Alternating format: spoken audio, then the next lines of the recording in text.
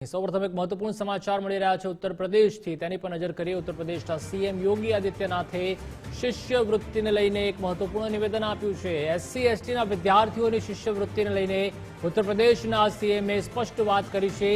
વિદ્યાર્થીઓની શિષ્યવૃત્તિને લઈને યોગી આદિત્યનાથના વિપક્ષ પર ચાબખા મારતા તેઓએ કહ્યું છે કે પહેલા વિદ્યાર્થીઓની શિષ્યવૃત્તિમાં થતા હતા ભ્રષ્ટાચારના કારણે વિદ્યાર્થીઓને શિષ્યવૃત્તિ નહોતી મળતી। પરિવારવાદને કારણે વિદ્યાર્થીઓની શિષ્યવૃત્તિ ચાઉ થઈ જતી હતી। સમાજ કલ્યાણ વિભાગના બાબુઓ દ્વારા પણ ગરીબોના હક છીનવવામાં આવતા હતા। પીએમ મોદીએ ટેકનોલોજીનો ઉપયોગ કરીને શિષ્યવૃત્તિ સીધી બેંકમાં આપી છે।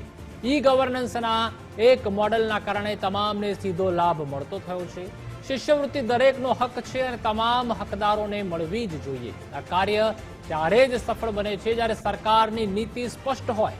નેશન ફર્સ્ટનો મતલબ એ છે કે જરૂરિયાતમંદોને તેના હક મળવા જોઈએ। સરકારે ટેકનોલોજી સાથે સંસ્થાઓને જોડી, જેના કારણે આ શક્ય બન્યું છે। સરકાર પાસે પૈસાની કમી નથી, પરંતુ વિદ્યાર્થીઓને તેનો લાભ મળવો જોઈએ।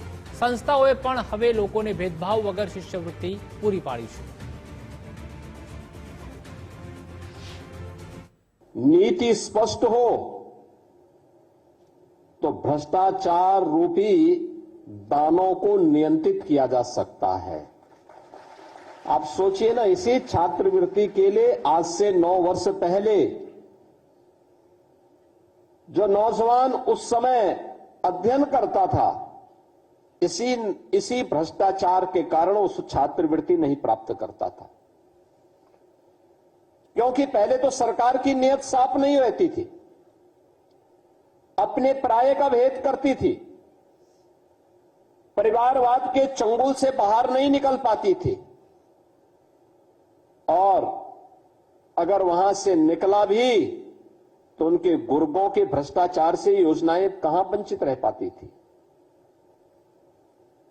वहां से भी निकल गई तो फिर बाबू, नीचे का बैठा हुआ समाज कल्याण विभाग का बाबू, ये उनका भी उस्ताद था, क्योंकि पैसा लेकर के नियुक्ति प्राप्त करता था। परिणाम क्या होता था? एक गरीब मारा जाता था, एक गरीब वंचित होता था, एक गरीब प्रताड़ित होता था।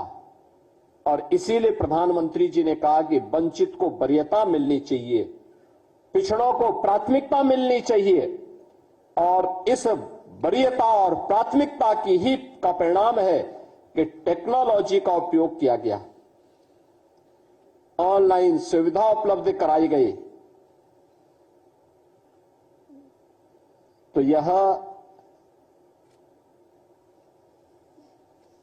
ई गवर्नेंस से, इसी गवर्नेंस का एक बेस्ट मॉडल आपके सामने इस रूप में सामने आ रहा है। यही तो सुशासन है,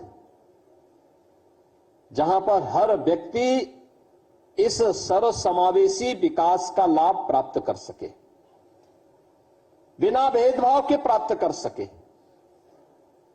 आप में से हर एक तबके का व्यक्ति छात्रवृत्ति की दिशा से यहां पर भी और हर जनपद में उपस्थित है। आप सोचो, 19 लाख छात्र एक साथ एक क्लिक से, जैसे ही मैंने अपने सहयोगी मंत्रियों के साथ यहां पे बटन दबाया, उनके अकाउंट में पैसा चला गया। क्या किसी का चेहरा देख करके स्कॉलरशिप दी गई? नहीं, उसकी आवश्यकता थी। शिक्षा पर उसका अधिकार भी है, और सरकार का यह दायित्व बनता है कि बिना भेदभाव के उसका अधिकार उसे प्राप्त हो सके, इसके लिए उसको स्कॉलरशिप की सुविधा के साथ जोड़ सके। और सरकार ने अपने उस दायित्व का निर्वहन यहां पर किया है।